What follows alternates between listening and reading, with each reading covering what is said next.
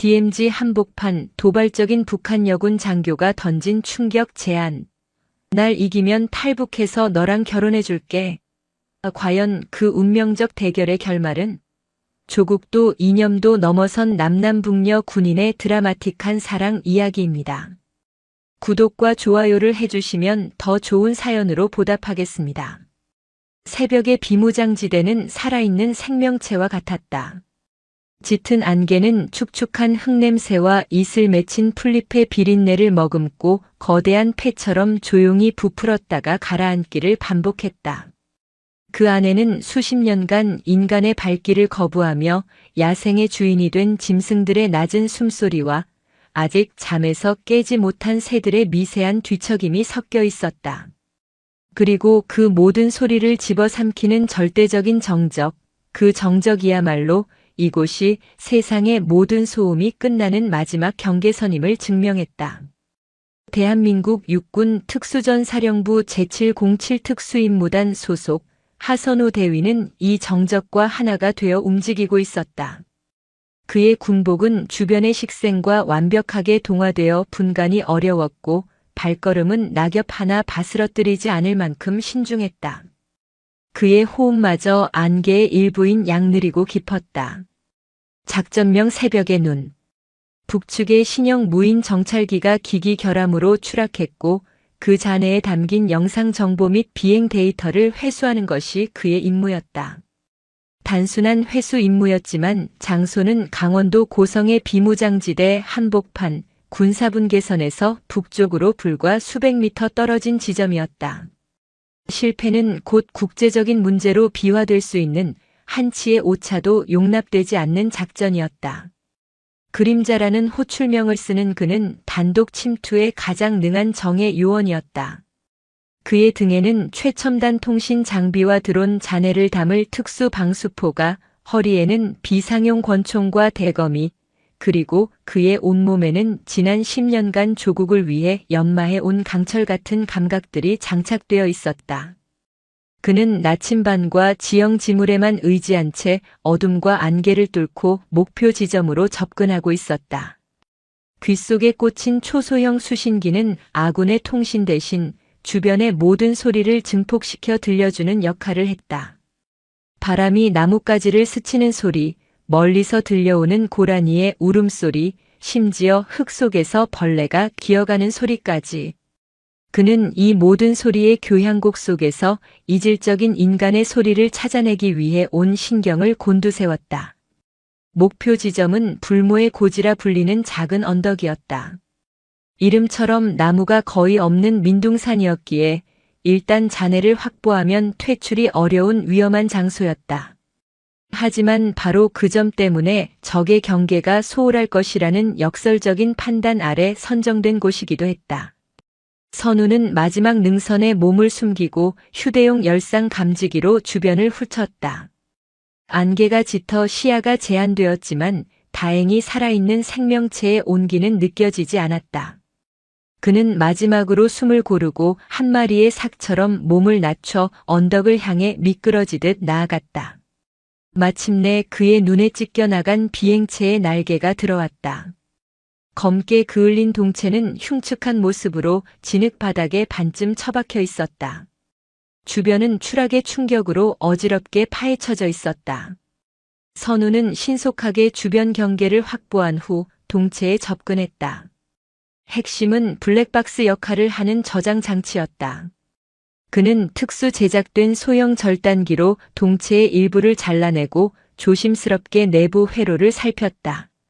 차가운 금속과 복잡한 전선들 사이로 손바닥만 한 검은색 저장 장치가 보였다. 바로 그 순간이었다. 선우의 귓가에 그가 그토록 경계하던 이질적인 소리가 파고들었다. 그것은 바람 소리도 짐승의 소리도 아니었다. 아주 미세하게 흙을 누르는 발소리. 그것도 한 명이 아니었다.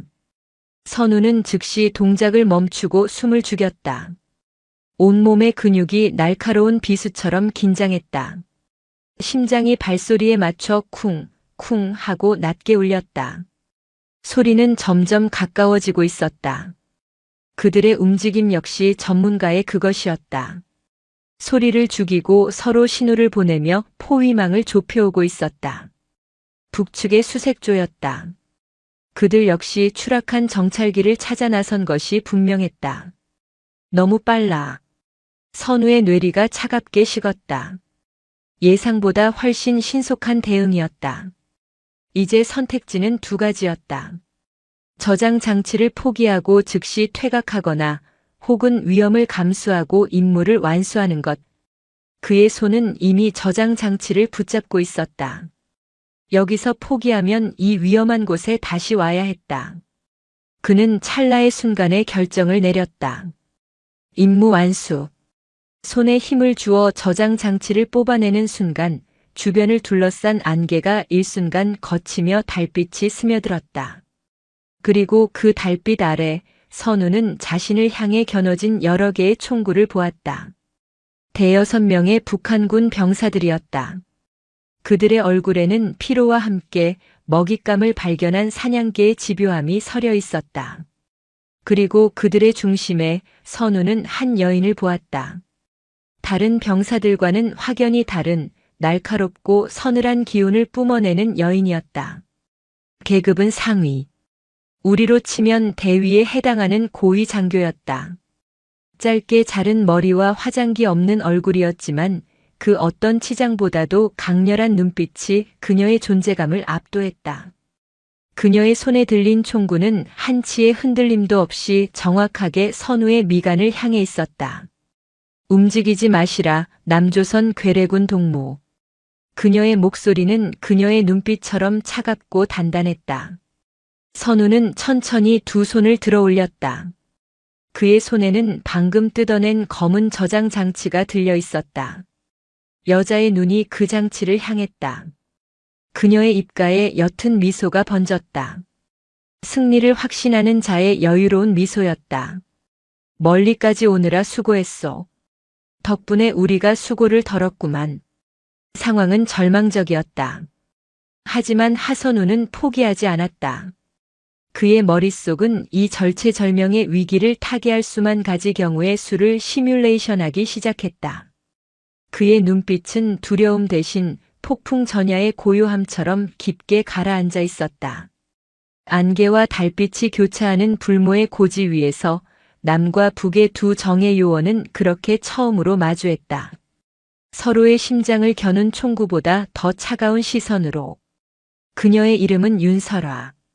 조선인민군 정찰총국 직속 특수작전부대 소속 상위였다. 설화, 눈의 꽃이라는 이름과는 정반대로 그녀의 삶은 혹한의 동토 위에서 피어난 칼날과 같았다. 아버지는 군의 신임을 받던 장성이었지만 하루아침에 권력투쟁의 희생양이 되어 숙청당했다.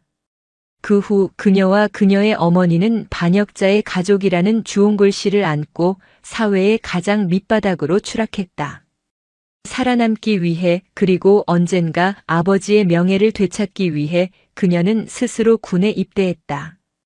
그것도 가장 험하고 위험하다는 특수부대에. 그녀는 타고난 전사였다. 혹독한 훈련 속에서 남성 군인들을 압도하는 체력과 기술을 선보였고 동물적인 감각과 얼음처럼 차가운 판단력으로 수많은 대남 공작 임무를 성공으로 이끌었다. 그녀의 공적이 쌓여갈수록 그녀를 감시하던 당의 눈초리는 점차 신임으로 바뀌었다. 그녀는 출신 성분의 한계를 오직 실력 하나로 뛰어넘어 북한군 내에서도 전설적인 존재가 되어가고 있었다. 하지만 그녀의 마음속에는 누구에게도 말하지 못한 깊은 공허함과 체제에 대한 냉소가 자리 잡고 있었다. 그녀에게 조국은 충성의 대상이 아니라 살아남기 위해 증명해야 하는 무대일 뿐이었다. 이번 무인기 회수 작전 역시 그녀에게는 또 하나의 실적을 쌓을 기회에 불과했다. 추락 직후 그녀는 직감적으로 남측에서도 움직일 것이라 판단하고 가장 정예인 자신의 팀을 이끌고 즉시 현장으로 달려왔다. 그리고 그녀의 예상은 정확히 들어맞았다. 남조선 특수부대원. 그것도 혼자서 여기까지 잠입한 것을 보니 보통 실력자가 아니었다. 윤설화는 하선우를 천천히 뜯어보았다. 위장복 아래로 단단하게 자리 잡은 근육, 절망적인 상황에서도 흔들리지 않는 눈빛, 언제든 반격할 기회를 노리는 맹수 같은 기운. 그녀는 수많은 적을 상대해봤지만 이런 자는 처음이었다. 단순한 군인이 아니라 전사였다. 그녀는 왠지 모를 흥미와 함께 강한 경쟁심을 느꼈다. 이름이 뭐요? 소속은? 설화가 물었다. 선우는 대답하지 않았다. 포로가 되었을 시 행동 강령에 따라 그는 이름, 계급, 군번 외에는 발설할 의무가 없었다. 하지만 지금은 그마저도 입을 닫는 것이 최선이었다. 입이 무거운 걸 보니 꽤나 훈련을 잘 받은 모양이군. 괜찮소. 어차피 그 쇠붙이 저장 장치만 넘겨주면 곱게 돌려보내줄 테니.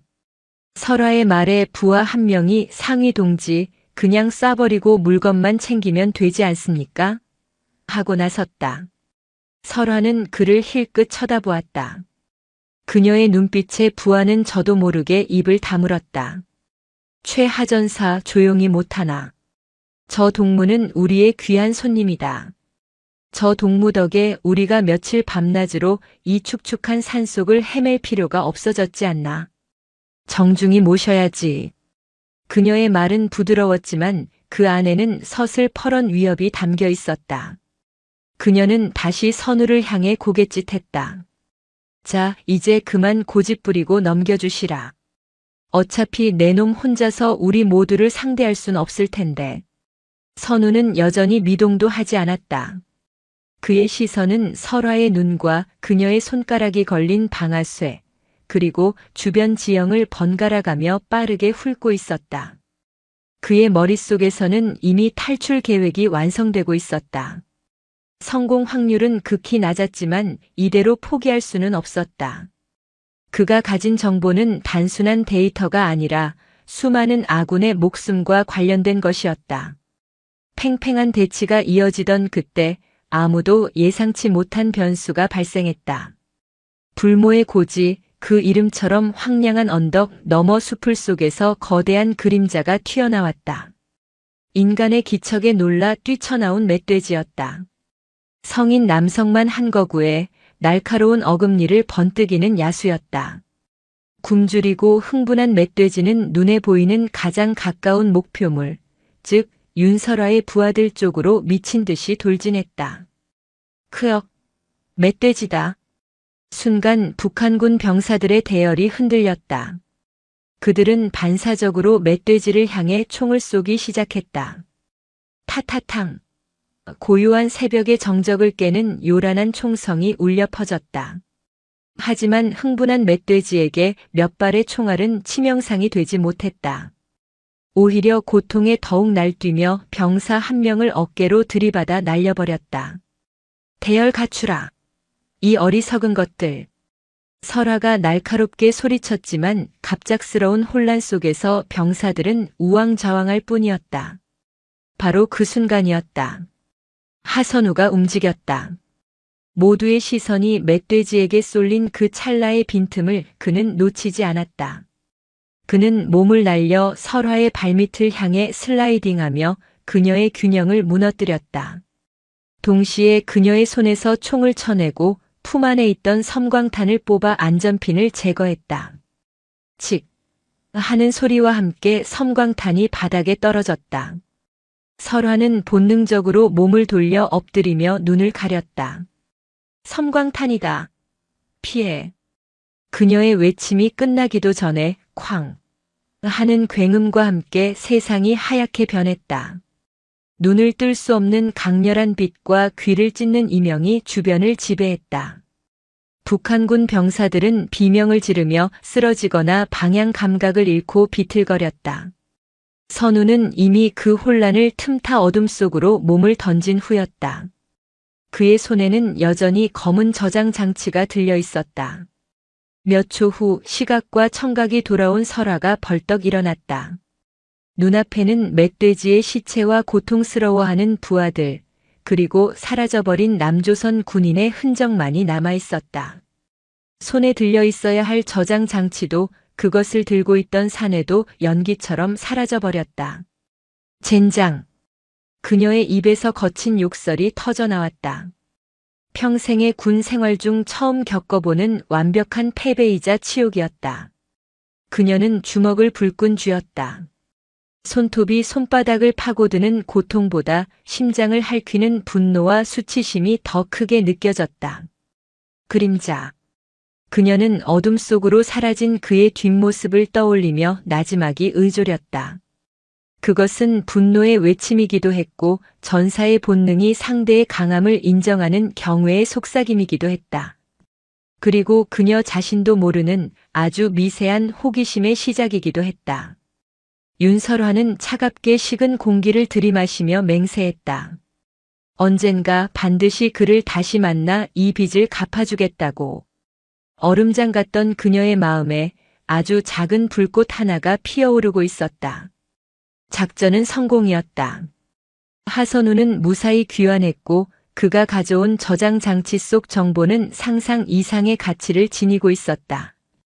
북한의 최신 정찰 기술과 군사 시설에 대한 기밀 정보가 고스란히 담겨 있었다.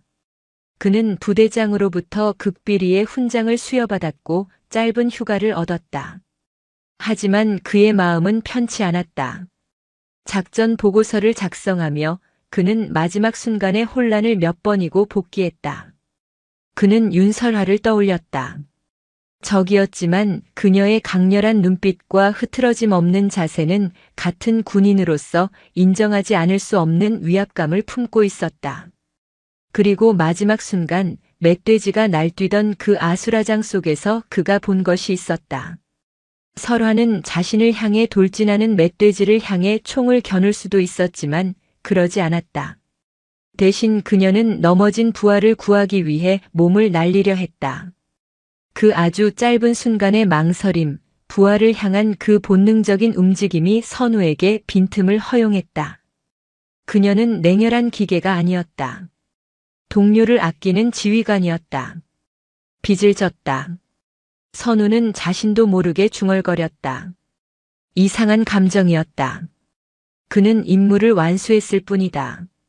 적을 기만하고 적의 혼란을 이용해 목표를 탈취했다. 교범에 나오는 가장 완벽한 작전 수행이었다. 하지만 그의 마음 한구석에는 찝찝한 가시가 박혀 있었다. 그는 그녀의 인간적인 모습을 이용해 승리했다. 그것이 마치 비겁한 행동처럼 느껴졌다. 군인 하선우는 승리했지만 인간 하선우는 패배한 것 같은 기분이었다. 한편 북으로 돌아간 윤설화의 상황은 최악으로 치닫고 있었다. 눈앞에서 적에게 공을 빼앗긴 지휘관. 그녀의 경력에 남은 최초이자 최악의 오점이었다. 상부에서는 그녀의 실책을 혹독하게 질책했다. 출신 성분에 대한 의심이 다시 고개를 들었고 그녀의 정적들은 이때다 싶어 그녀를 깎아내렸다. 그녀는 모든 징계와 비난을 묵묵히 받아들였다. 변명하지 않았다. 그날의 패배는 명백한 자신의 책임이었기 때문이다. 그녀 역시 매일 밤 그날의 마지막 순간을 되새김질했다. 남조선 군인 그림자. 그의 움직임은 뇌리에 영상처럼 박혀 있었다. 어떻게 그 혼란 속에서 그렇게 침착하게 자신의 약점을 파고들 수 있었을까? 그리고 왜 자신을 쏘지 않았을까? 그는 충분히 자신을 해칠 수 있었다. 하지만 그는 오직 탈출을 위한 최소한의 행동만을 취했다. 마치 불필요한 살생은 피하겠다는 무언의 규칙이라도 있는 것처럼. 상위 동지, 몸은 괜찮으십니까?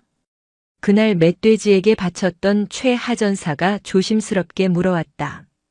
그는 설화 덕분에 목숨을 건졌다고 굳게 믿고 있었다. 설화가 몸을 날려 자신을 밀쳐주지 않았다면 멧돼지의 어금니에 배가 꿰뚫렸을 것이라고. 하지만 설화는 그 말을 들을 때마다 얼굴이 화끈거렸다. 자신은 부하를 구하려 한 것이 맞지만 결과적으로 그 행동 때문에 적에게 돌파구를 내주었다. 그녀의 자존심은 그것을 용납할 수 없었다. 쓸데없는 소리 마라. 내 판단 착오로 모두를 위험에 빠뜨렸을 뿐이다. 그녀는 차갑게 내뱉고는 돌아섰다. 하지만 그녀의 마음속은 복잡했다. 그 남조선 군인은 자신의 부하를 구하려는 그 찰나의 인간적인 모습을 이용했다. 그런데 그 사실이 분하고 치욕스러우면서도 한편으로는 기묘한 안도감을 주었다. 만약 그가 자신의 비정함이나 실수를 파고들어 승리했다면 그녀는 스스로를 용서하지 못했을 것이다. 하지만 그는 그녀의 인간성을 찔렀다. 그래서 더더욱 분하고 그래서 더더욱 잊을 수가 없었다. 그녀는 그를 비난하고 싶었다. 비겁하게 여자의 약한 마음을 이용한 졸장부라고. 남조선 놈들은 다 그렇다고. 그렇게 스스로를 세뇌하며 분노를 키우려 애썼다. 하지만 그럴수록 마지막 순간 그의 깊고 고요한 눈빛이 더욱 선명하게 떠올랐다. 그 눈빛은 비웃음이 아니었다. 동정도 아니었다. 그것은 마치 서로 다른 길을 걷는 전사가 상대 전사에게 보내는 무언의 존중과도 같았다. 사실은 알고 있었다. 그가 자신을 도와준 것임을. 섬광탄은 혼란을 극대화하면서도 인명피해는 최소화하는 비살상 무기다. 그는 수류탄을 쓸 수도 있었다. 그녀를 쏠 수도 있었다. 하지만 그는 모두를 살려두는 길을 택했다. 이것은 명백한 도움이었다. 적에게서 받은 인정하고 싶지 않은 빚. 비겁한 놈. 설화는 훈련장에서 샌드백에 분노의 주먹을 날리며 중얼거렸다. 하지만 그 말 속에는 더 이상 순수한 적이만 담겨 있지 않았다. 그녀의 마음 속에는 이미 하선우라는 이름 모를 남조선 군인이 깊은 흔적을 남긴 후였다. 자존심 때문에 결코 인정할 수 없었지만 그녀는 그에게서 조국도 이념도 심지어는 자신의 목숨보다 더 중요하게 여겼던 자존심마저 흔들어버리는 어떤 거대한 힘을 느끼고 있었다. 그것은 그녀가 평생을 경멸하고 부정해왔던 그러나 가장 갈망했을지도 모르는 인간적인 무언가였다. 그렇게 시간은 흘렀다. 남과 북의 하늘 아래 두 사람은 각자의 자리에서 일상을 살아갔다. 하지만 그들의 마음속에는 안개 자욱했던 그날 새벽 불모의 고지에서 서로에게 새겨버린 지울 수 없는 흔적이 남아있었다. 그것은 언젠가 다시 마주할 운명의 예고편이자 거대한 이야기의 시작을 알리는 조용한 서곡이었다. 고성에서의 임무가 끝난 지 석 달이 지났다. 계절은 찌는 듯한 더위가 절정으로 치닫는 한여름 장마 전선이 한반도의 허리를 며칠째 집요하게 물고 늘어지고 있었다. 하선우 대위는 새로운 임무를 받아 강원도 화천, 북한강 최상류 민간인 통제선 이북 지역에 다시 한번 홀로 서 있었다. 이번 작전 수맥 감시는 북측이 군사분계선을 넘어 우리 측 수자원에 접근하려는 시도를 감시하고 그들이 설치했을지 모르는 감시 장비를 역추적하는 고도의 첩보전이었다. 이 지역은 산세가 험하고 특히 여름철에는 국지성 호우로 인해 계곡물이 순식간에 불어나는 것으로 악명 높았다. 선우가 목표 지점으로 삼은 곳은 과거 한국전쟁 당시 사용되었으나 지금은 지도에서도 잊힌 낡은 갱도 입구였다. 북한군이 이 갱도를 비밀리에 재정비하여 남침용 루트나 보급로로 활용하려 한다는 첩보가 있었기 때문이다. 그의 임무는 갱도 내부에 최신형 광학 및 음향 감지 센서를 설치하고 적의 활동 증거를 확보하는 것이었다. 새벽부터 쏟아지기 시작한 비는 정오가 가까워지자 그야말로 하늘에 구멍이 뚫린 듯한 폭우로 변해 있었다. 숲은 온통 물보라로 자욱했고 빗줄기가 잎사귀를 때리는 소리가 천둥처럼 울려 퍼져 다른 모든 소리를 집어삼켰다. 선우는 이미 머리부터 발끝까지 흠뻑 젖었지만 그의 움직임에는 한치의 망설임도 없었다. 그는 험준한 바위 능선을 타고 마침내 칡넝쿨과 이끼로 뒤덮인 갱도의 검은 입구를 발견했다. 그는 조심스럽게 안으로 들어섰다. 밖의 폭우 소리와는 대조적으로 갱도 안은 물방울이 떨어지는 똑똑 하는 소리만 음산하게 울렸다. 습하고 곰팡이 쓴 냄새가 코를 찔렀다. 그는 휴대용 적외선 탐지기를 꺼내 들고 내부를 살폈다. 갱도는 예상보다 깊었다.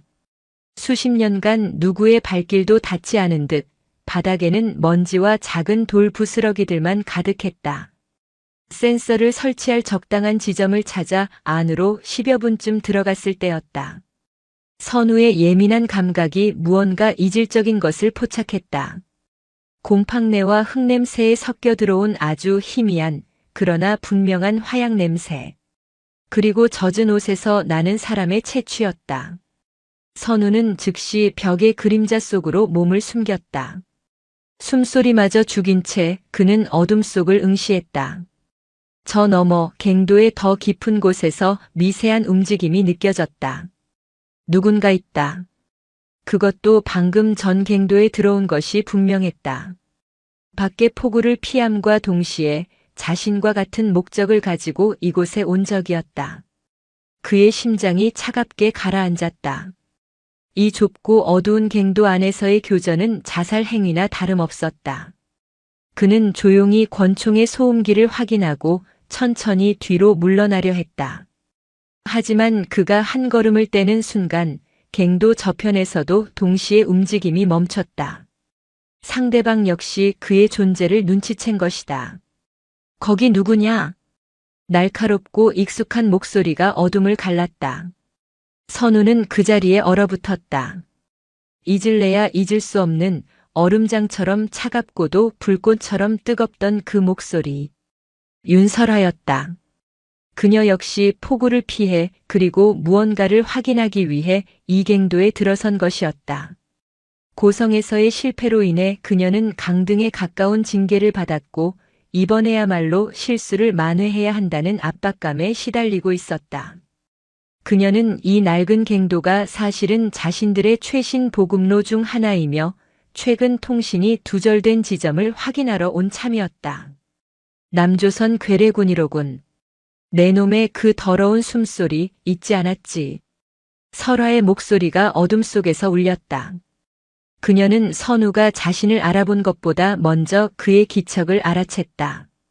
그날 불모의 고지에서 느꼈던 그 맹수와도 같은 고요한 기운을. 또 만났군 그림자.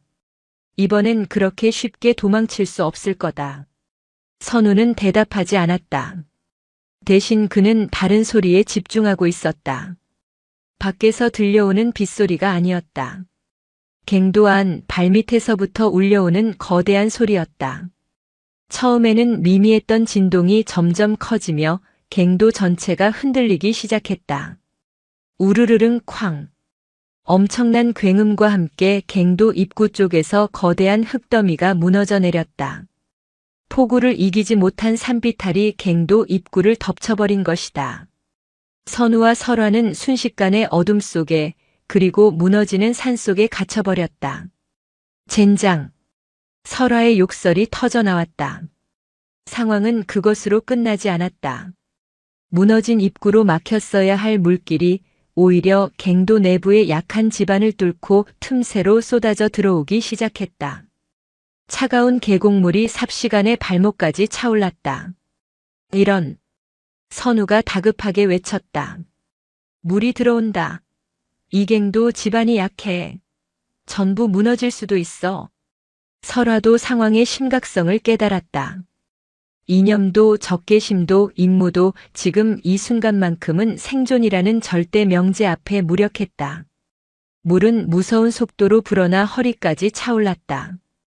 흙탕물이 소용돌이치며 두 사람을 덮쳤다. 이쪽이다. 설화가 어둠 속에서 소리쳤다. 그녀는 이 갱도의 구조를 알고 있었다. 이 갱도엔 비상 환풍구가 있다.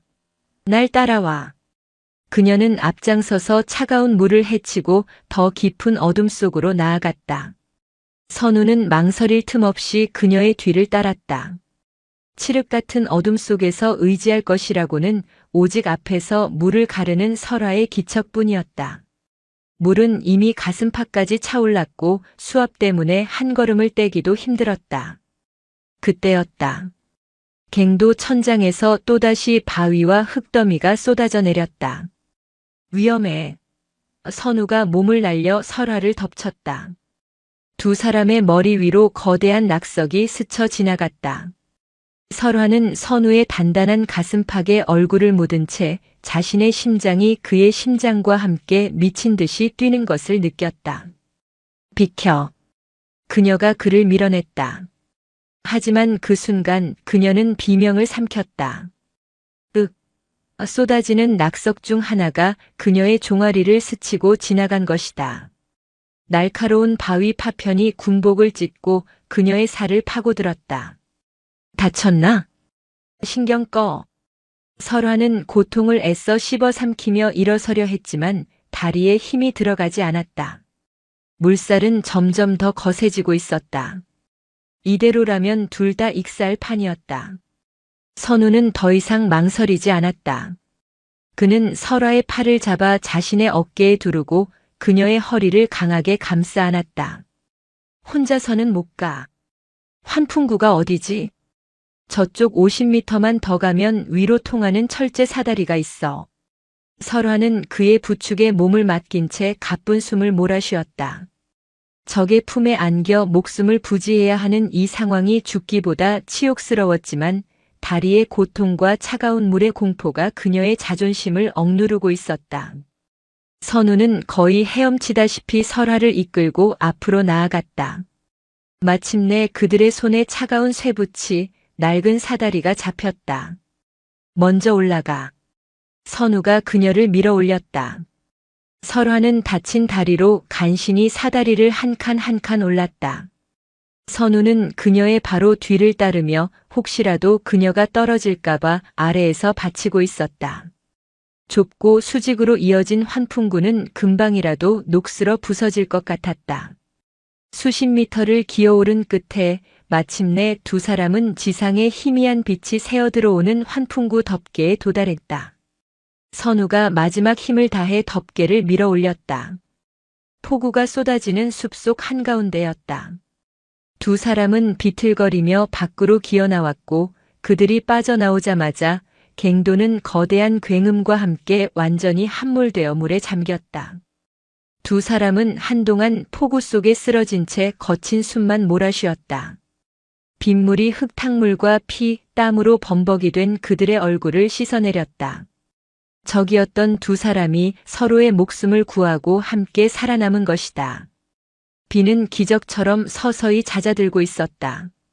구름 사이로 희미하게 달빛이 새어나왔고 숲은 언제 그런 재앙이 있었냐는 듯 다시 풀벌레 소리로 채워지기 시작했다. 하선우와 윤설화는 무너진 갱도에서 조금 떨어진 거대한 참나무 아래에 주저앉아 있었다. 숨막히는 침묵이 두 사람을 짓눌렀다. 젖은 군복에서 피어오르는 수증기와 빗물에 젖은 흙냄새가 진동했다. 먼저 침묵을 깬 것은 선우였다. 그는 말없이 자신의 전투조끼에서 응급 처치 키트를 꺼냈다. 그리고 설화의 앞에 꿇어 앉았다. 뭐 하는 짓이야? 설화가 경계심 가득한 목소리로 그를 노려보았다. 그녀의 눈빛은 여전히 날카로웠지만 목소리는 탈진과 고통으로 미세하게 떨리고 있었다. 상처를 봐야 해. 이대로 두면 파상풍이나 감염으로 다리를 잃을 수도 있어. 선우는 그녀의 대답을 기다리지 않고 대검으로 그녀의 찢어진 군복 바지를 조심스럽게 더 찢어냈다. 하얗고 매끄러운 종아리에 검붉은 피와 흙으로 범벅이 된 깊고 흉측한 상처가 드러났다. 선우는 미간을 찌푸렸다. 상상보다 상처가 깊었다. 손대지 마. 내 몸에 손대지 말라고 했어. 설화가 그의 손을 거칠게 뿌리치며 소리쳤다. 그녀의 자존심이 다시 고개를 들었다. 적에게, 그것도 두 번이나 치욕을 안겨준 그 남자에게 자신의 나약한 상처를 보이고 치료받는다는 것은 죽음보다 더한 굴욕이었다. 선우는 그녀의 손을 뿌리치지 않고 오히려 그녀의 손목을 부드럽지만 단단하게 움켜쥐었다. 그의 시선은 상처에 고정된 채 차분하고 낮은 목소리로 말했다. 윤설화 상위. 설화의 눈이 경악으로 커졌다. 그가 자신의 이름을, 자신의 계급을 알고 있었다. 불모의 고지에서 부하들이 외치는 소리를 들었던 것일까? 그녀의 이름이 그의 입에서 나오는 순간 마치 심장이 발가벗겨진 듯한 수치심이 밀려왔다. 이건 이념이나 적개심의 문제가 아니야. 생존의 문제다. 당신이 여기서 죽거나 불구가 되는 건 나에게도 유쾌한 일이 아니야. 무슨 뜻이지? 날 동정하는 건가? 아니. 선우는 고개를 저었다. 빚을 갚는 거야. 그는 품에서 깨끗한 증류수를 꺼내 상처에 부었다. 악. 설화는 이를 악물었지만 신음이 새어나오는 것은 막지 못했다. 선우는 아랑곳하지 않고 흙과 이물질을 씻어낸 뒤 능숙한 손놀림으로 소독제를 바르고 상처를 봉합하기 시작했다. 그의 손길은 군인의 그것이라고는 믿기지 않을 만큼 섬세하고 조심스러웠다. 설화는 아무 말도 하지 못했다. 다리에서 전해오는 고통보다 자신의 손목을 쥔 그의 따뜻한 체온과 한치의 흔들림도 없이 자신의 상처에 집중하는 그의 눈빛이 더 혼란스러웠다. 이 남자는 대체 무엇인가? 자신을 이기고 자신을 살리고 이제는 자신을 치료하고 있다. 그가 말한 빚이란 또 무엇인가? 왜 날 살렸지? 갱도에서 날 버리고 혼자 도망칠 수도 있었어. 설화가 마침내 물었다. 목소리는 어느새 경계심 대신 순수한 의문으로 차 있었다. 선우는 마지막으로 붕대를 단단히 감고 나서야 고개를 들었다. 달빛이 그의 젖은 얼굴을 비췄다. 그의 눈은 숲의 어둠보다 더 깊고 고요했다. 그날 불모의 고지에서 당신은 멧돼지에게 달려드는 대신 넘어진 부하를 구하려 했어. 나는 그 순간의 빈틈을 이용해 임무를 완수했지. 비겁하게. 당신의 인간적인 모습을 이용한 거야. 그게 내내 빚으로 남아있었어. 설화는 숨이 멎는 것 같았다.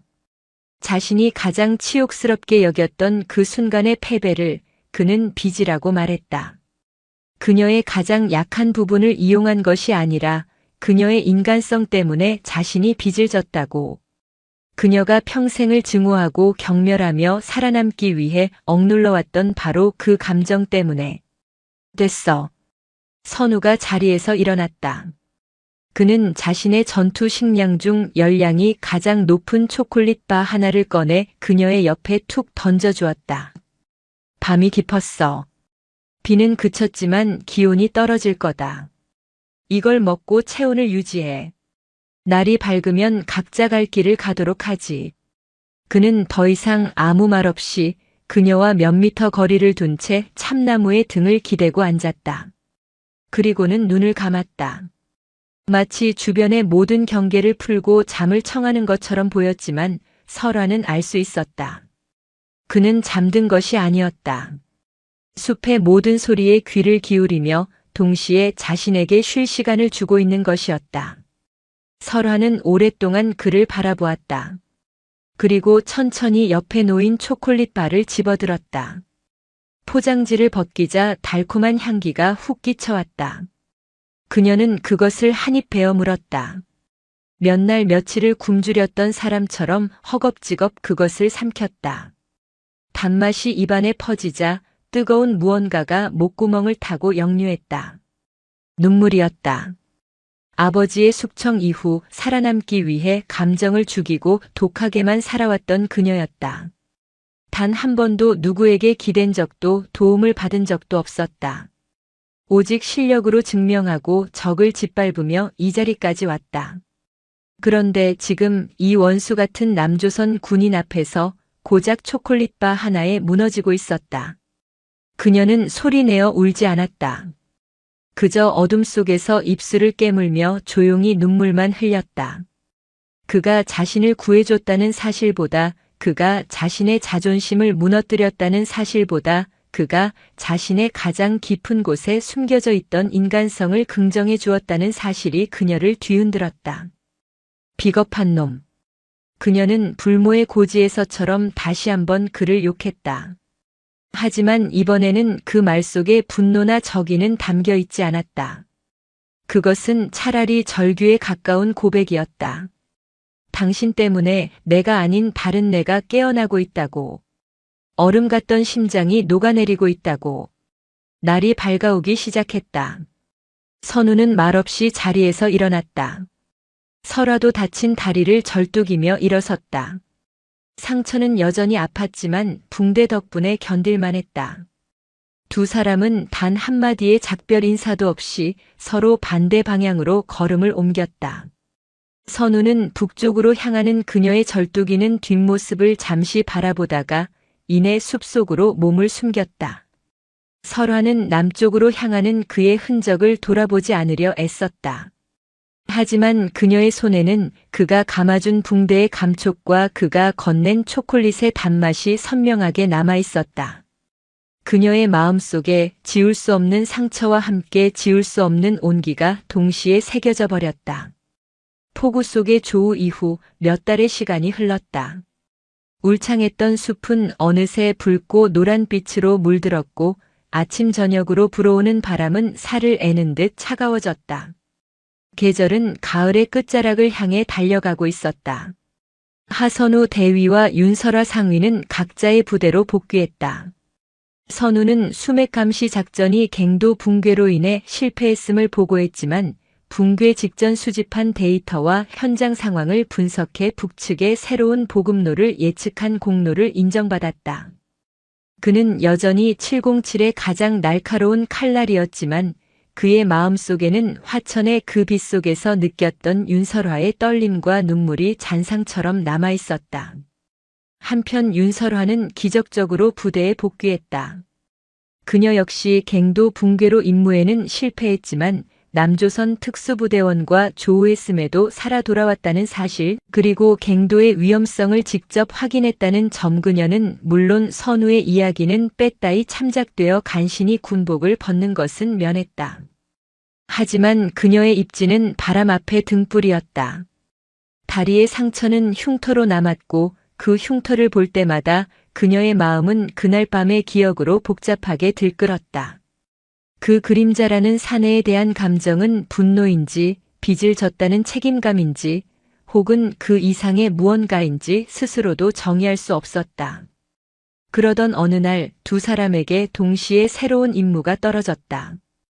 장소는 강원도 양구 펀치볼이라 불리는 해안분지 북동쪽의 비무장지대였다. 이곳은 한국전쟁 당시 가장 치열한 고지전이 벌어졌던 곳으로 수십 년이 지난 지금도 양측이 매설한 수만 발의 지뢰가 잠들어 있는 죽음의 땅이었다.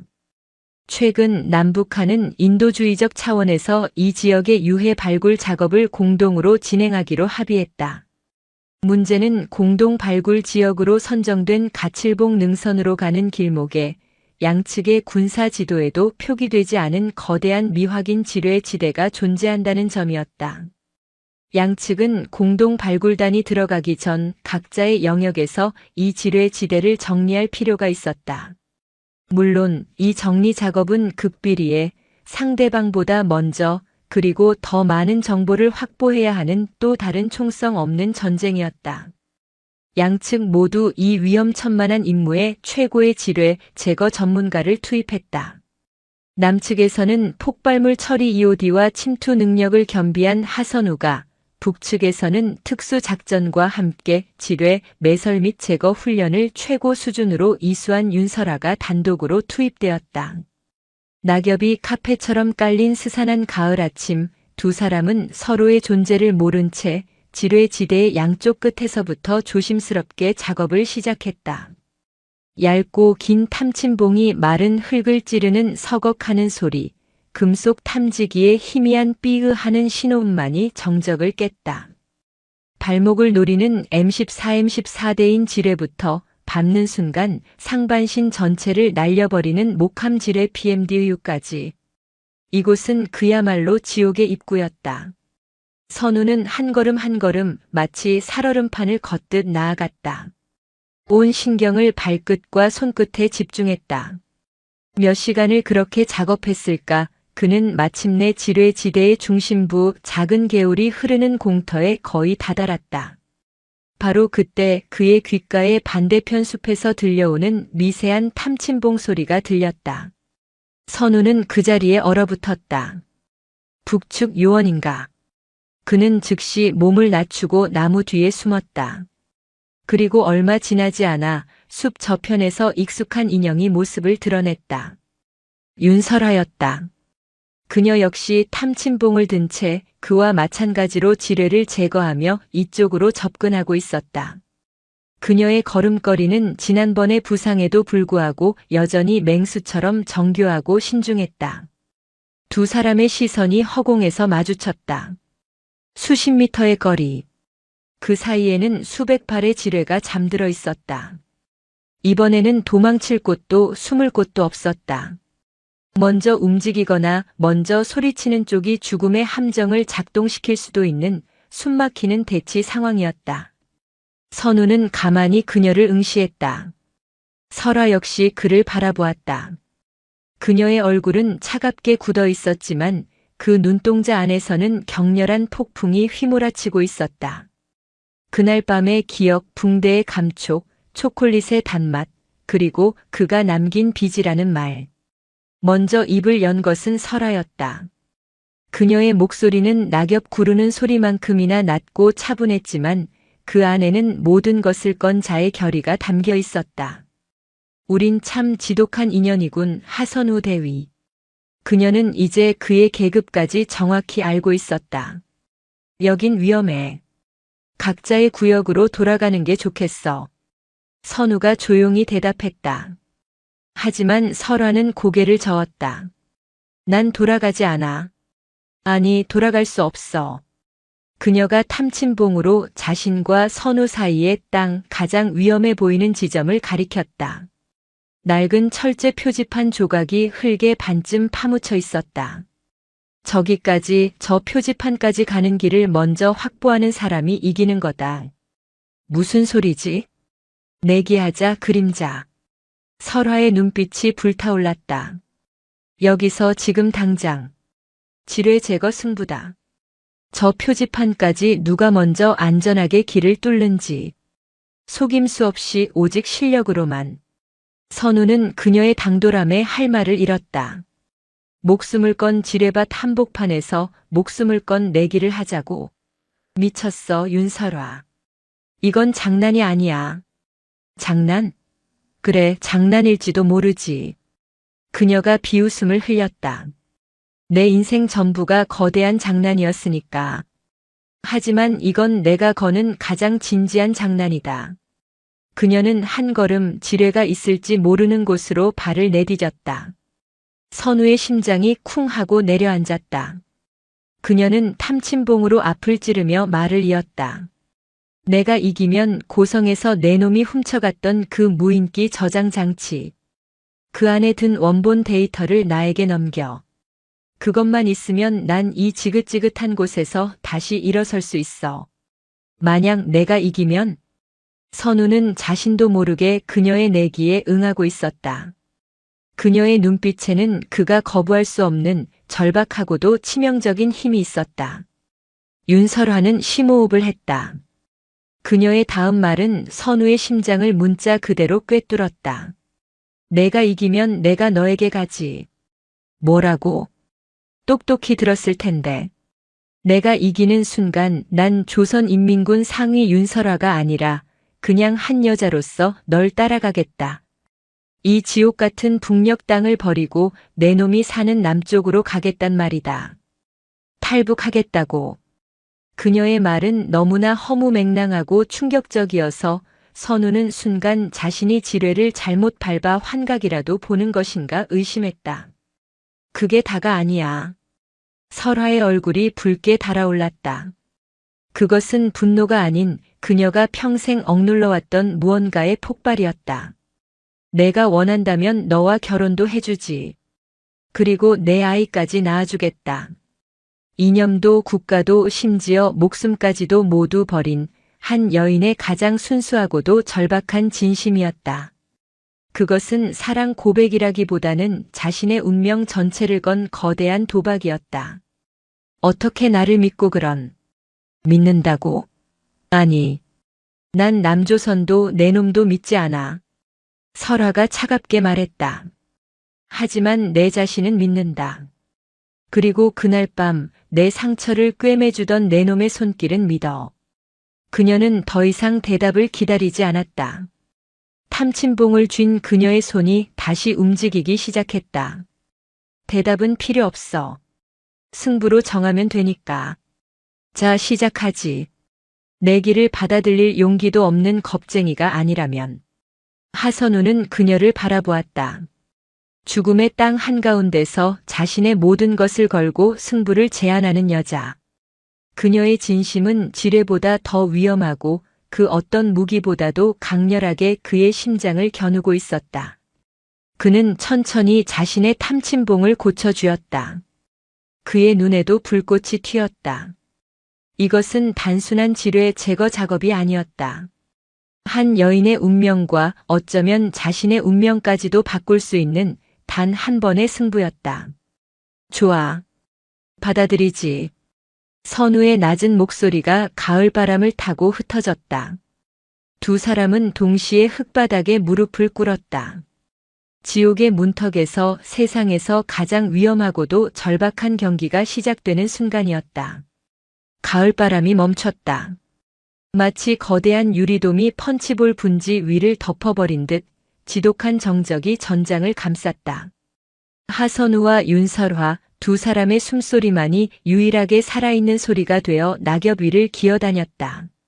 수십 년 묵은 죽음의 냄새가 흙먼지와 함께 코끝을 파고들었다.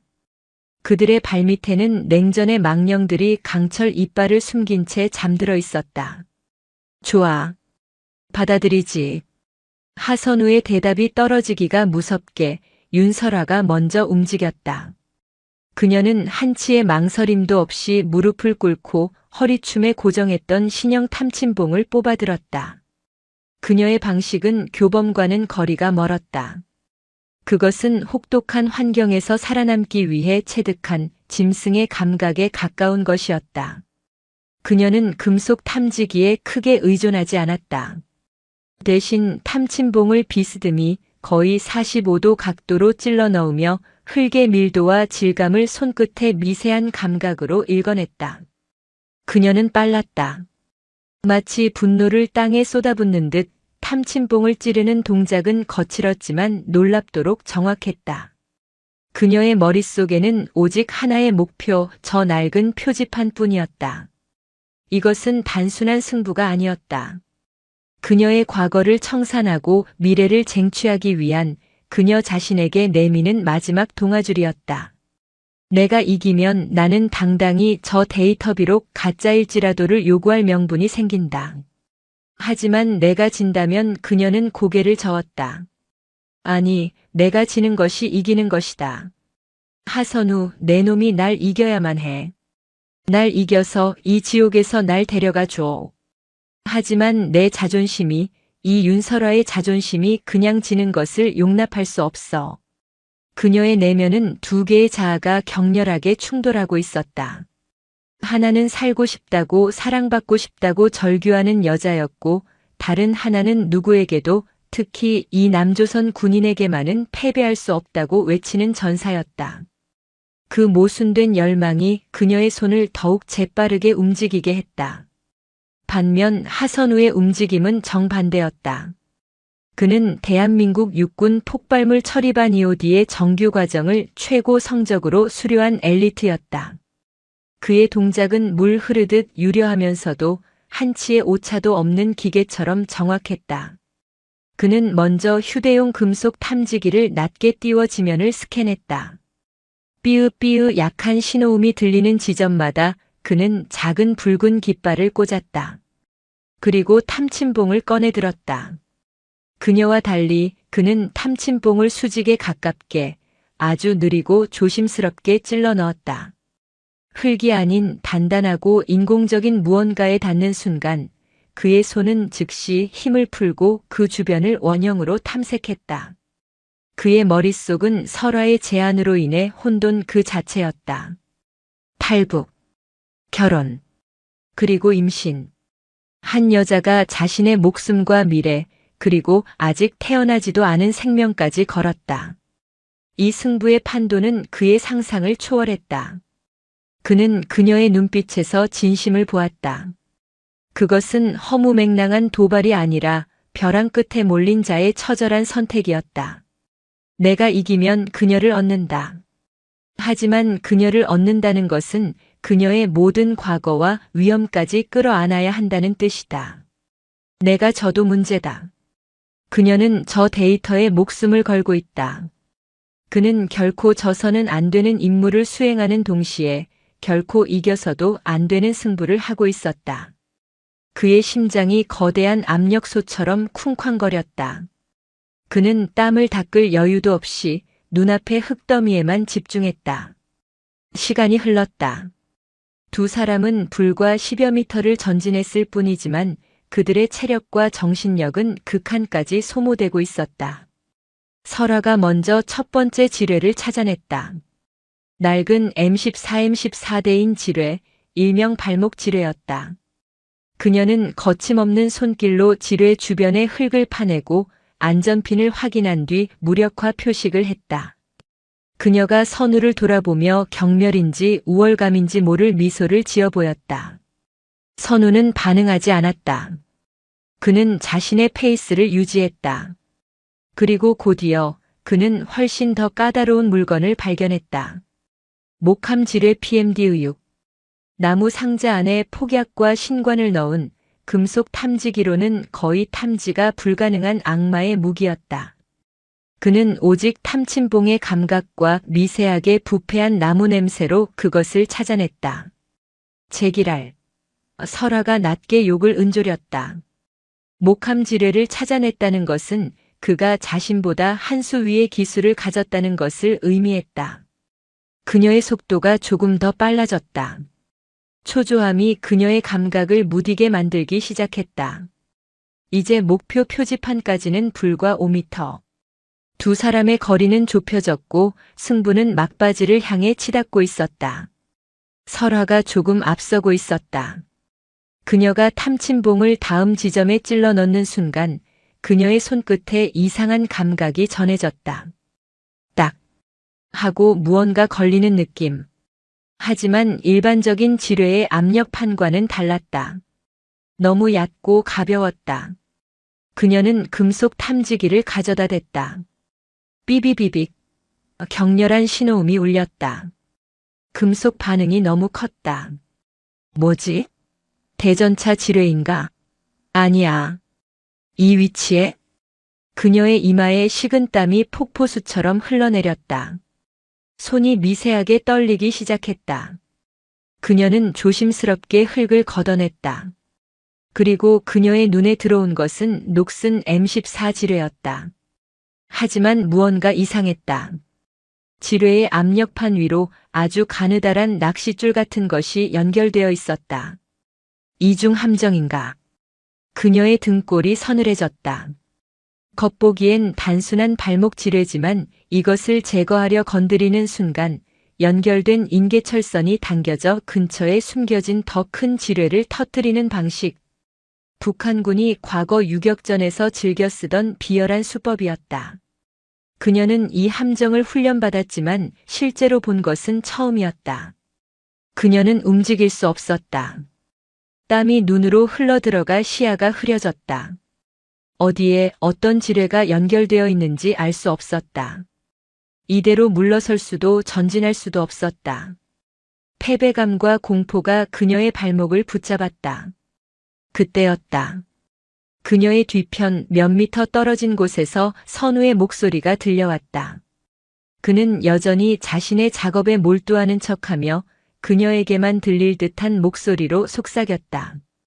왼쪽으로 3미터. 오래된 참나무 뿌리 밑이다. 설화의 눈이 커졌다. 그는 어떻게? 압력판을 누른 게 아니야. 내 탐침봉이 인계철선을 건드렸다. 아주 살짝. 지금 움직이면 터져. 하지만 그 줄 느슨해. 내가 누른 게 아니라 원래부터 거의 끊어지기 직전이었어. 장력이 없어. 그는 자신의 탐지기와 경험으로 그녀가 처한 상황을 정확히 꿰뚫어 보고 있었다. 그가 계속 말했다. 그 인계철선 참나무 뿌리 밑에 숨겨진 M16 도약 지뢰로 연결되어 있을 거다. 밟으면 1m쯤 솟아올라 수백 개의 쇠구슬을 터뜨리지. 반경 30m는 초토화돼. 너나 나나 형체도 없이 사라지는 거야. 설화는 침을 삼켰다. 그의 말이 맞다면 자신은 지금 지옥의 문고리를 잡고 있는 셈이었다. 내가 어떻게? 내가 이긴 걸로 하지. 선우가 탐침봉을 땅에 꽂고 천천히 일어섰다. 그는 자신이 확인한 안전지대에 우뚝 섰다. 승부는 끝났어, 윤설화. 내가 이겼다. 설화는 그를 노려보았다. 무슨 꿍꿍이지? 그가 이겼다면 약속대로 자신을 요구해야 했다. 하지만 그는 그러지 않았다. 그러니 이제 그 위험한 장난은 그만둬. 그 인계철선 지금 당장 끊어버려. 내가 가진 대검으로. 미쳤어. 끊는 순간 장력이 변해서. 아니. 이미 수십 년이 지나서 삭을 대로 삭았어. 끊어도 신관에 충격이 가기 전에 줄이 먼저 끊어질 거다. 내 말 믿어. 난 이오디다. 그의 목소리에는 거부할 수 없는 확신이 담겨 있었다. 설화는 그를 노려보았다. 이 남자는 또다시 화천의 갱도에서처럼 자신의 목숨을 구하려 하고 있었다. 그것도 자신의 승리를 포기하면서까지. 아니, 그는 이미 승리를 선언했어. 나를 구하면서 나를 이기겠다고. 그녀의 자존심이 다시 한번 산산조각 났다. 그녀는 이를 악물었다. 그리고 대검을 뽑아들었다. 그녀는 선우의 눈을 똑바로 바라보며 인계철선을 향해 칼을 내리꽂았다. 서걱. 가느다란 줄이 힘없이 끊어졌다. 아무 일도 일어나지 않았다. 선우의 말이 맞았다. 설화는 그 자리에 주저앉았다. 다리가 풀려 일어설 수가 없었다. 그녀는 졌지만 목숨을 구했다. 그는 이겼지만 그녀를 구했다. 이 지독한 승부의 결과 앞에서 그녀는 웃어야 할지 울어야 할지 알 수 없었다. 선우는 묵묵히 그녀에게로 걸어왔다. 자신이 개척한 안전한 길을 따라, 그리고 그녀가 방금 전까지 작업하던 길을 따라. 마침내 그는 그녀의 앞에 섰다. 그리고 손을 내밀었다. 일어나. 승부는 끝났으니까. 약속대로 넌 이제 내 거야. 그의 목소리는 차가웠지만 그의 손은 불덩이처럼 뜨거웠다. 윤설화는 하선우가 내민 손을 노려보았다. 잡아야 하는가 아니면 뿌리쳐야 하는가. 그녀의 전 생애를 지배해온 자존심이 손을 잡지 말라고 비명을 질렀다. 하지만 동시에 그녀의 가슴 가장 깊은 곳에서는 이 손을 잡으라고, 이것이 내가 원했던 유일한 구원이라고 속삭이고 있었다. 그녀는 방금 죽음의 문턱에서 돌아왔다. 그를 구해준 것은 다름 아닌 그였다. 그녀의 목숨은 이미 그에게 빚진 것이나 다름없었다. 그녀는 천천히 떨리는 손을 들어 그의 손을 잡았다. 선우는 강한 힘으로 그녀를 일으켜 세웠다. 그녀가 비틀거리자 그가 그녀의 팔을 단단히 붙잡아 지탱해 주었다. 이게 내 놈의 방식인가? 설화가 쉰 목소리로 물었다. 그녀의 눈에는 분노와 수치심 그리고 알 수 없는 안도감이 뒤섞여 있었다. 날 살려주고 동시에 날 이겼다고 선언하는 것. 이게 내 놈이 말한 빚을 갚는 방식이야? 날 2번 죽이는 거다, 하선우. 죽이려던 게 아니야. 살리려던 거지. 선우는 그녀의 팔을 놓아주며 한 걸음 물러섰다. 그는 목표였던 표지판을 힐끗 바라보았다. 승부는 내가 이겼어. 하지만 내가 제안한 판도는 내가 가질 수 없어. 뭐라고? 설화의 눈이 다시 흔들렸다. 그가 내기를, 자신의 제안을 거부하고 있었다. 내 목숨, 내 미래, 내 결혼 그 어느 것도 내가 승리의 대가로 챙길 수 있는 전리품이 아니야. 넌 물건이 아니니까. 그는 전투 조끼 안쪽 주머니에서 작은 방수팩을 꺼냈다. 그리고 그 안에서 검은색 저장 장치 하나를 꺼내 그녀에게 던졌다. 설화는 반사적으로 그것을 받아들었다. 불모의 고지에서 그가 목숨을 걸고 가져갔던, 그리고 자신이 목숨을 걸고 되찾으려 했던 바로 그 무인기 저장 장치였다. 이게 복제본이야. 원본은 이미 분석이 끝났어. 하지만 저 안에 든 데이터만으로도 내가 상부에 보고할 최소한의 성과는 될 거다. 이걸 가지고 돌아가. 설화는 손에 쥔 저장 장치와 선우의 얼굴을 번갈아 보았다. 이해할 수 없었다. 그는 승리했다. 약속대로라면 자신을 탈북시키고 그녀를 소유할 수 있었다. 하지만 그는 그것을 거부하고 오히려 자신의 목숨을 구해준 것도 모자라 그녀가 북으로 돌아가 다시 일어설 수 있는 명분까지 쥐어주고 있었다. 도대체 왜 이러는 거지? 그녀의 목소리는 이제 분노가 아니라 절박한 물음이었다. 날 동정하는 건가? 적에게 베푸는 자비야? 아니면 날 가지고 노는 건가? 아니. 선우가 그녀에게 한 걸음 다가섰다. 그의 눈은 그 어느 때보다 깊고 진지했다. 화천에서 당신을 구한 건 빚을 갚기 위해서였어. 하지만 오늘 당신을 구한 건 빚 때문이 아니야. 당신이 죽는 걸 원하지 않았으니까. 그의 담백한 고백이 설화의 심장을 관통했다. 난 당신이 전리품으로 내게 오는 걸 원하지 않아. 만약 당신이 정말로 이 지옥을 벗어나고 싶다면 그건 당신 자신의 선택이어야 해. 내기의 결과나 누군가의 승리 때문이 아니라. 그는 그녀에게 등을 돌렸다. 그걸 가지고 돌아가. 그리고 결정해. 그걸로 다시 일어설 것인지 아니면 그걸 버리고 당신의 의지로 나에게 올 것인지. 어떤 선택을 하든 난 받아들이지. 그는 남쪽 자신이 개척한 안전한 길을 향해 천천히 걸어가기 시작했다.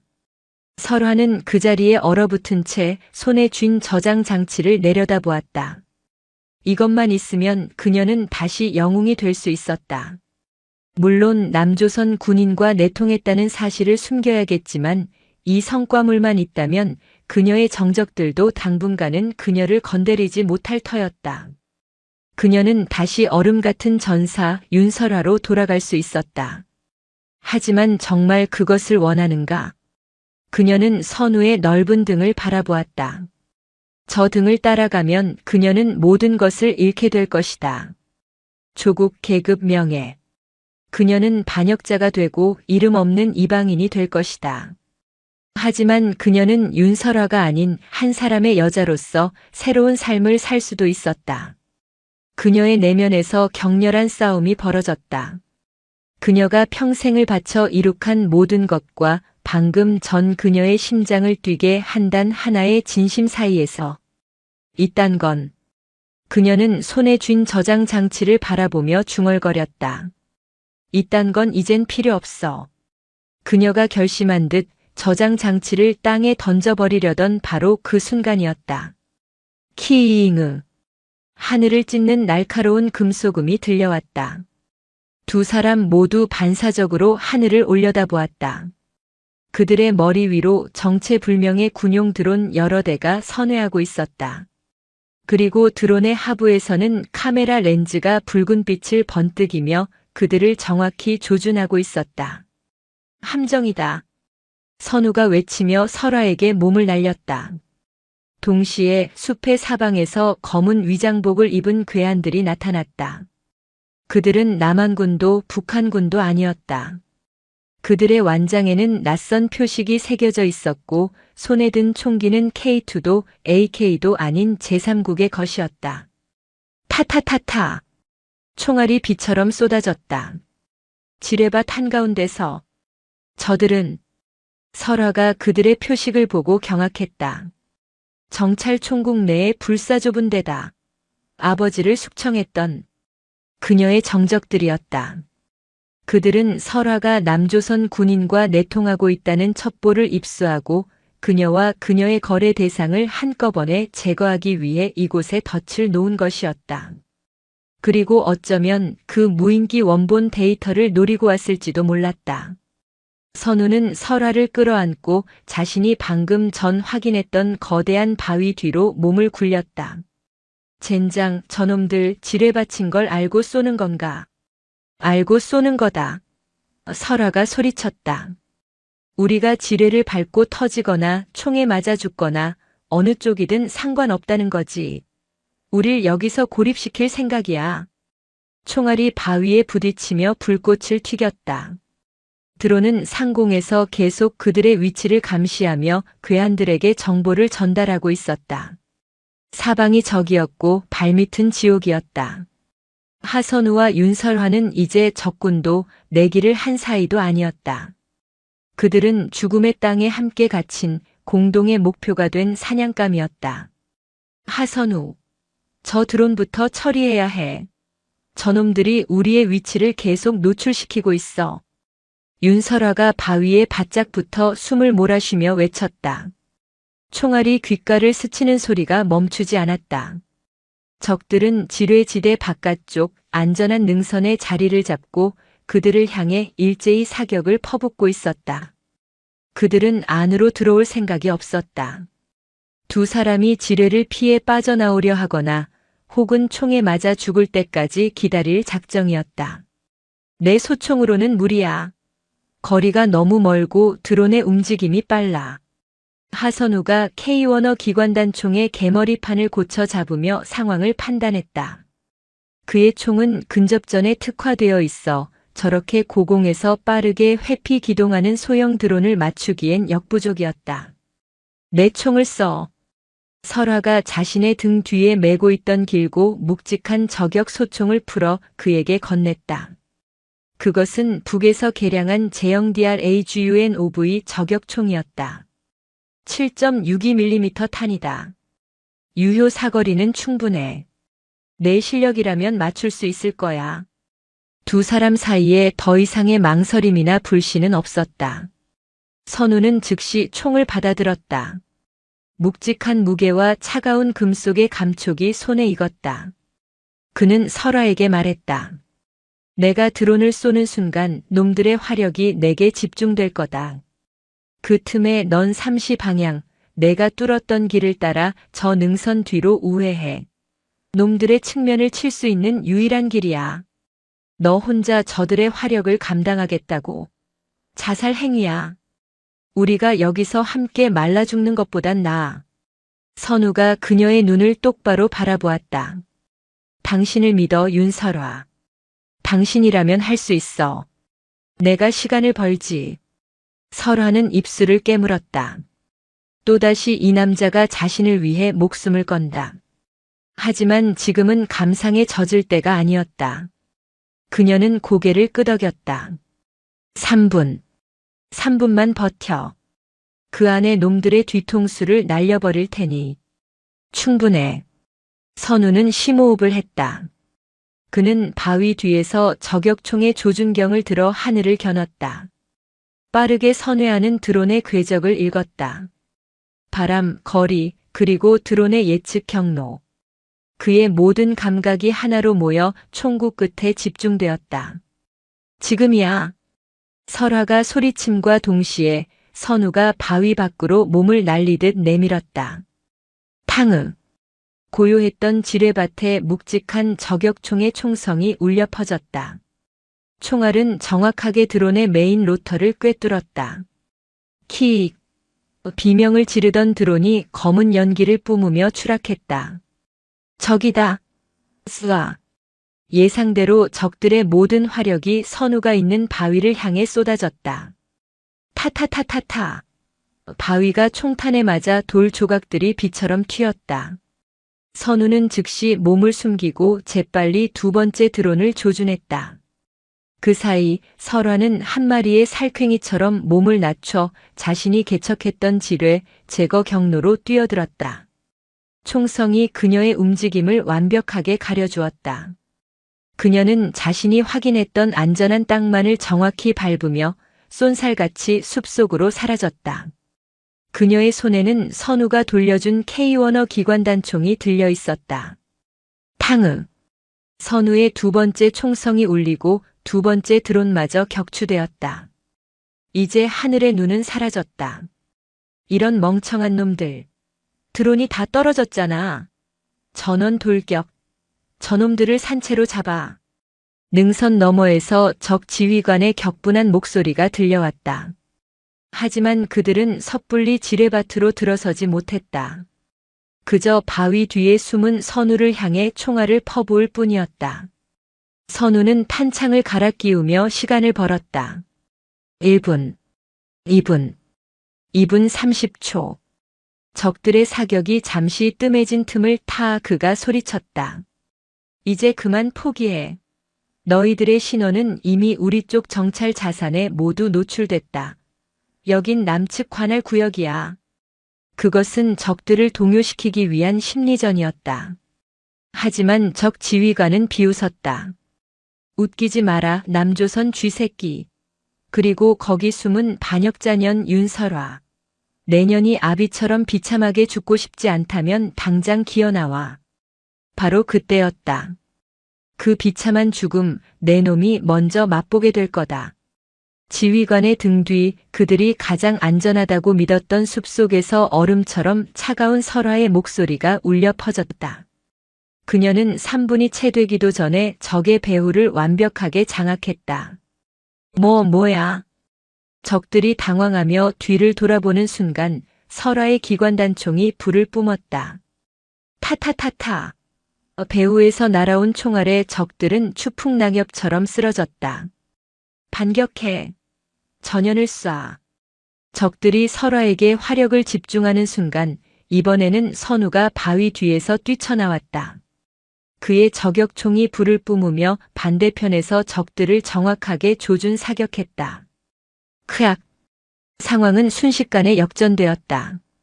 적들은 지뢰밭 바깥 능선에서 앞뒤로 완벽하게 포위된 샌드위치 신세가 되었다. 남과 북의 두 정예 요원이 만들어낸 완벽한 협공이었다. 그들은 서로 다른 언어로 훈련받았지만 전투라는 만국 공용어로 완벽하게 호흡을 맞추고 있었다. 그것은 마치 죽음의 무대 위에서 추는 격렬하고도 아름다운 왈츠와 같았다. 몇 분 만에 대부분의 적들이 제압되었다. 마지막 남은 적 지휘관이 팔에 총상을 입고 비틀거렸다. 그는 분노와 공포에 찬 눈으로 설화를 노려보았다. 이 반역자년. 내 아비처럼. 그가 마지막 발악으로 권총을 뽑아 설화에게 겨누었다. 하지만 설화가 먼저였다. 탕, 탕, 탕. 그녀는 한치의 망설임도 없이 세 발의 총알을 그의 가슴에 박아 넣었다. 적 지휘관은 눈을 부릅뜬 채 그대로 쓰러졌다. 지독한 정적이 다시 찾아왔다. 화약 냄새와 피비린내가 가을 바람을 타고 흩어졌다. 설화는 K-원어를 든 채 가쁜 숨을 몰아쉬었다. 그녀의 손이 미세하게 떨리고 있었다. 그녀는 방금 자신의 손으로 자신의 조국을 향해 총을 쏘았다. 비록 그들이 아버지를 죽인 원수이자 자신을 죽이려 한 적들이었지만 그들은 분명 조선인민군의 군복을 입고 있었다. 그녀는 돌이킬 수 없는 강을 건넜다. 선우가 저격총을 어깨에 메고 지뢰밭을 가로질러 그녀에게 다가왔다. 그는 아무 말 없이 그녀의 앞에 섰다. 설화는 천천히 고개를 들어 그를 바라보았다. 그녀의 눈에는 더 이상 분노나 자존심은 남아있지 않았다. 오직 깊은 피로감과 모든 것을 잃어버린 자의 공허함만이 가득했다. 봤지? 그녀가 쓴웃음을 지었다. 난 이제 돌아갈 곳이 없어. 내 손으로 내 군대의 동료들 아니 원수들을 쐈으니까. 난 이제 완벽한 반역자야. 그녀는 손에 들고 있던 K-원어 기관단총을 땅에 떨어뜨렸다. 그리고 조금 전 자신이 내던졌던 흙먼지가 묻은 무인기 저장 장치를 주워들었다. 이것도 이젠 아무 소용없게 됐군. 그녀는 그것을 선우에게 돌려주었다. 내기는 끝났어. 하선우. 내가 이긴 것도 내가 진 것도 아니야. 그녀는 남쪽 선우가 왔던 길을 바라보았다. 하지만 내가 날 책임져야겠어. 그녀가 선우를 향해 한 걸음 다가섰다. 내가 이기든 지든 상관없이, 내가 날 구했든 구하지 않았든 상관없이, 난 이제 갈 곳이 당신밖에 없어. 그것은 내기의 결과가 아닌 그녀의 첫 번째 선택이었다. 자신의 의지로 모든 것을 버리고 새로운 길을 선택한 것이다. 선우는 말없이 그녀가 내민 저장 장치를 받아들었다. 그리고 그는 다른 손으로 떨고 있는 그녀의 손을 부드럽게 감싸 쥐었다. 가자. 여기서부턴 내가 개척한 길이야. 안전해. 그는 그녀의 손을 잡고 남쪽을 향해 걸음을 옮기기 시작했다. 두 사람의 그림자가 피로 물든 지뢰밭을 뒤로 하고 차가운 가을 햇살 속으로 길게 이어졌다. 죽음의 땅에서 두 개의 운명이 마침내 하나가 되어 새로운 길을 향해 나아가고 있었다. 죽음의 땅에 스며들었던 화약 냄새와 피비린내는 차가운 가을 바람에 실려 흩어지기 시작했다. 그 지옥 같던 전장을 뒤로 하고 하선우는 윤설아의 손을 굳게 잡은 채 남쪽으로 자신이 확보해둔 단 하나의 안전한 길을 따라 걸었다. 낙엽이 밟히는 소리, 두 사람의 거친 숨소리, 그리고 간헐적으로 들려오는 부상당한 적의 희미한 신음소리만이 그들의 뒤를 따랐다. 윤설아의 걸음은 기계적이었다. 그녀는 방금 전까지 자신의 모든 것을 걸고 싸웠던 곳을 돌아보지 않았다. 아니, 돌아볼 수 없었다. 그녀가 한 걸음 한 걸음 남쪽으로 내디딜 때마다 그녀의 과거가, 그녀가 쌓아 올린 모든 것이 조각나 부서지며 멀어지고 있었다. 조선인민군 정찰총국 상위 윤설아는 방금 저 지뢰밭에서 죽었다. 그녀의 손을 잡고 이끄는 이 남자의 등 뒤에서 그녀는 이름 모를 존재하지 않는 무엇이 되어 다시 태어나고 있었다. 그 탄생의 고통은 그녀가 겪었던 그 어떤 부상이나 고문보다 더 지독하게 영혼을 핥히었다. 그녀의 손은 얼음장처럼 차가웠지만 그 손을 감싼 하선우의 손은 불덩이처럼 뜨거웠다. 그 열기가 그녀의 혈관을 타고 심장까지 전해져 간신히 그녀의 다리를 움직이게 하는 유일한 동력이 되어주었다. 선우는 말이 없었다. 그의 머릿속은 복잡하게 얽힌 실타래를 푸는 기계처럼 냉철하게 돌아가고 있었다. 그는 방금 적국의 상위 계급 장교와 함께 아군을 향해 총을 쏜 적들을 사살했다. 그리고 이제 그 적국의 장교를 귀순자라는 이름으로 아군의 품으로 데려가고 있었다. 이것은 단순한 인도주의적 구조가 아니었다. 707 특수임무단 대위 하선우의 군 경력을 통째로 뒤흔들 수도 있는 거대한 정치적, 군사적 도박이었다. 하지만 그는 자신의 선택을 후회하지 않았다. 지뢰밭에서 그녀가 목숨을 걸고 자신과 함께 싸우는 모습을 보았을 때, 그리고 그녀가 모든 것을 버리고 당신밖에 없다고 고백했을 때, 그의 임무는 이미 지뢰 제거에서 윤설아 확보로 바뀌어 있었다. 얼마나 걸었을까? 마침내 그들의 눈앞에 익숙한 녹슨 철책선, 남방 한계선이 모습을 드러냈다. 선우가 미리 절단해두고 위장해 놓았던 비밀 통로였다. 그는 멈춰 서서 설아를 바라보았다. 이 선을 넘으면 당신은 다시는 돌아갈 수 없어. 그의 목소리는 낮고 진지했다. 마지막 확인이었다. 설화는 대답 대신 피와 흙먼지로 범벅이 된 손으로 자신의 목에 걸려있던 붉은 별이 새겨진 인식표를 거칠게 잡아챘다. 그리고 그것을 철책 너머 북쪽 땅을 향해 힘껏 던져버렸다. 금속 조각이 포물선을 그리며 어둠 속으로 사라졌다. 돌아갈 곳은 이미 저 지뢰밭에 묻었어. 그녀의 눈빛은 더 이상 흔들리지 않았다. 선우는 고개를 끄덕이고 그녀의 손을 다시 잡고 철책을 통과했다. 남측 영역으로 들어서자마자 선우는 허리춤에 무전기를 꺼내 들었다.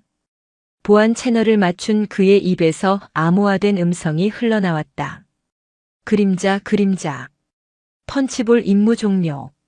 목표물 확보. 단 상황 변경. 확보된 목표는 인간 자산. 코드 설화. 아군 지피 경계 초소로 접근 중. 5인 사격 중지 요청. 반복한다. 코드 설화는 아군의 귀순 의사 표명. 내가 직접 인솔한다. 무전기 저편에서 당황한 듯한 침묵이 흘렀다. 몇 초 후 다급한 목소리가 들려왔다. 그 그림자. 여기는 승리 관측소. 무슨 말인지 인간 자산이라니? 귀순? 설명은 복귀해서 한다. 최전방 칠성 초소로 접근한다. 10분 후 도착. 조명탄 쏘지 마. 선우는 무전을 끊고 설화를 바라보았다. 이제부터가 진짜 시작이야. 날 믿어. 그들은 칠성 초소의 육중한 철문을 향해 걸어갔다. 서치라이트가 즉각 그들을 비췄고 수십 개의 총구가 그들을 향했다. 정지. 정지. 암구호. 그림자다. 하선우 대위. 문 열어. 초소의 문이 열리고 방탄 헬멧을 쓴 초소장과 병사들이 뛰쳐나왔다. 그들은 선우와 그가 데려온 북한군 상위 군복을 입은 여자를 보고 경악을 금치 못했다. 하 대위님, 이게 도대체. 상황 설명은 나중에. 이분은 귀순자다. 내 신병을 확보한다. 하지만 무장했습니다.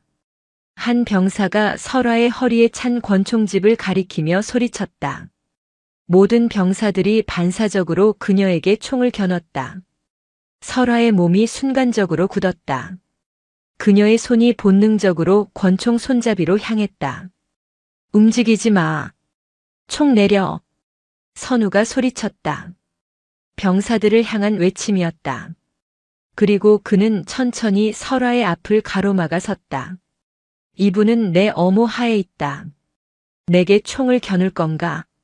초소장이 당황하며 손을 내렸다. 아닙니다. 하지만 절차상. 알아. 선우는 돌아서서 설화와 시선을 맞췄다.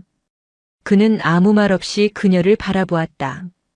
설화는 그를 바라보다가 이내 모든 것을 체념한 듯 혹은 받아들인 듯 천천히 자신의 권총집에서 권총을 뽑아들었다. 병사들이 다시 긴장했다. 그녀는 총을 병사들에게 겨누지 않았다. 대신 총구를 아래로 향하게 한 채 손잡이 부분을 선우에게 내밀었다.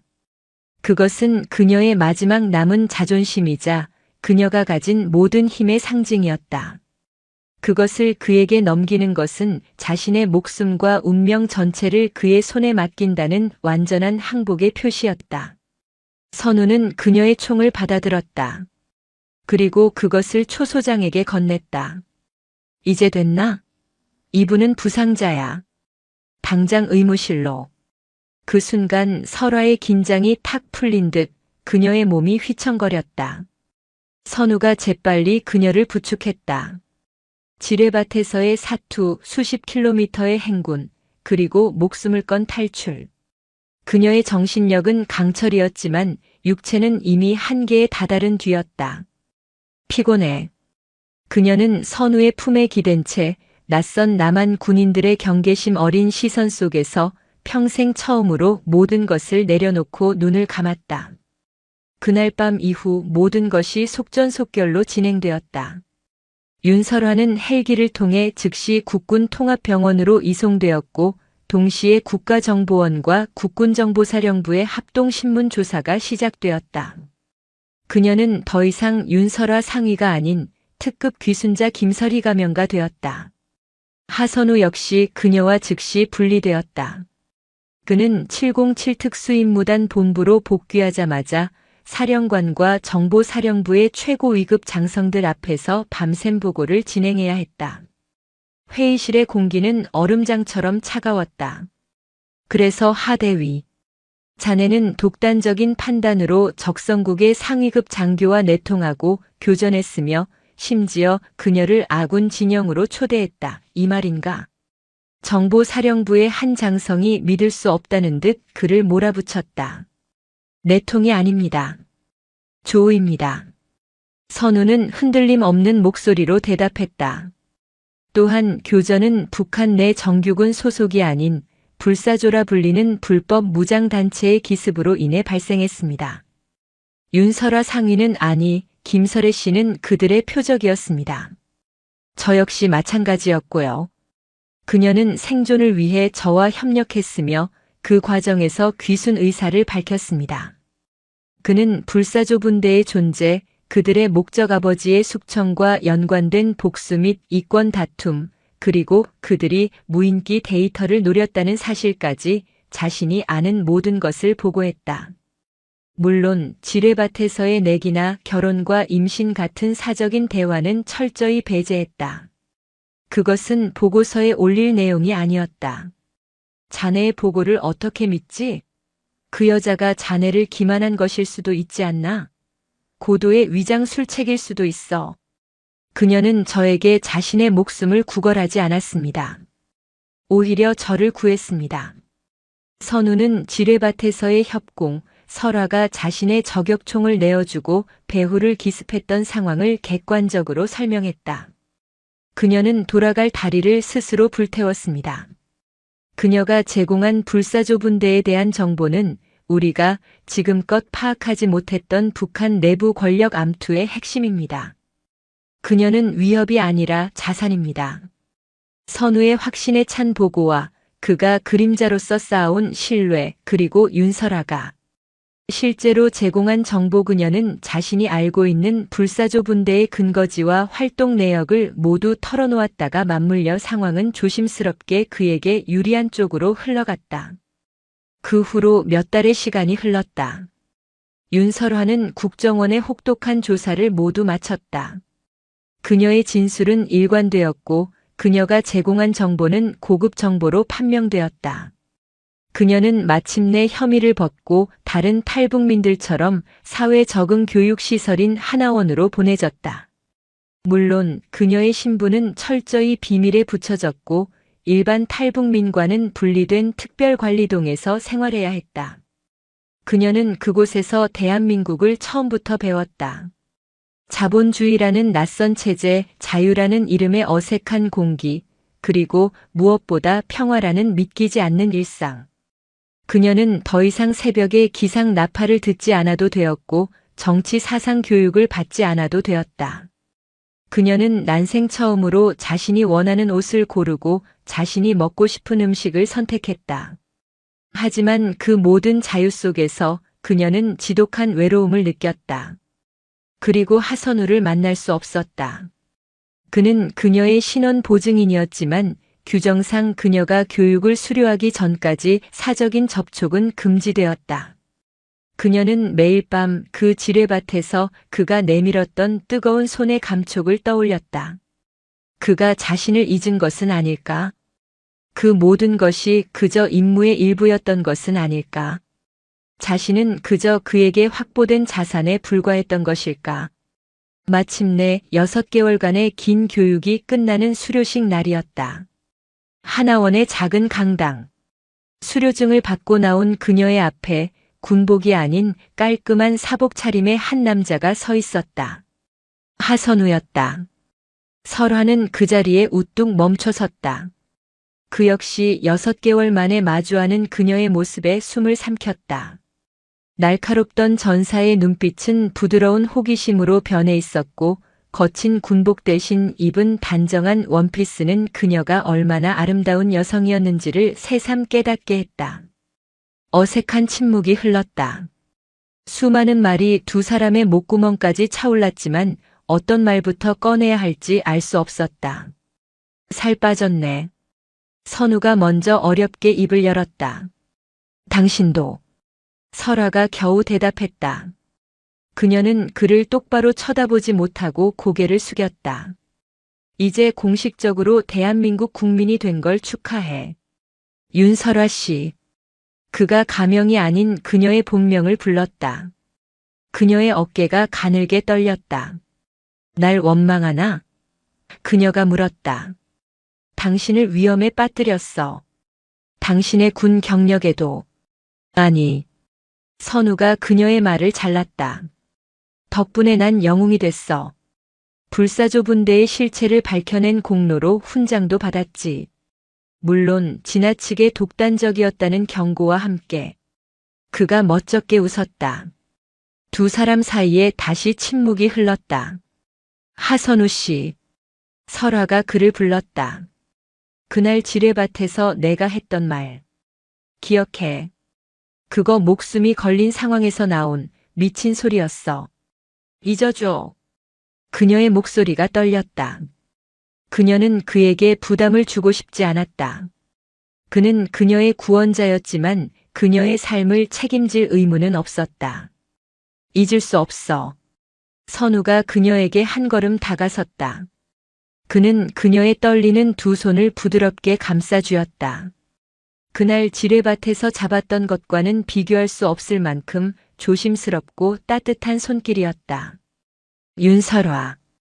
그날 난 당신과의 승부에서 이겼어. 그래서 약속대로 당신을 가져야겠어. 설화의 눈이 커졌다. 그녀가 고개를 들어 그를 바라보았다. 그의 눈은 그 어떤 작전 수행 때보다도 진지하고 깊은 열망으로 불타고 있었다.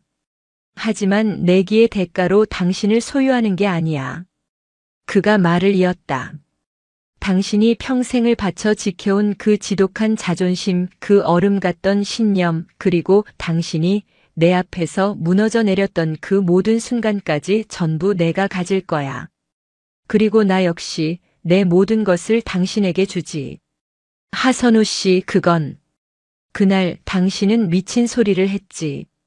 탈북해서 결혼하고 임신까지 해주겠다고. 그가 부드럽게 웃었다. 그 허무맹랑한 제안 아직 유효한가?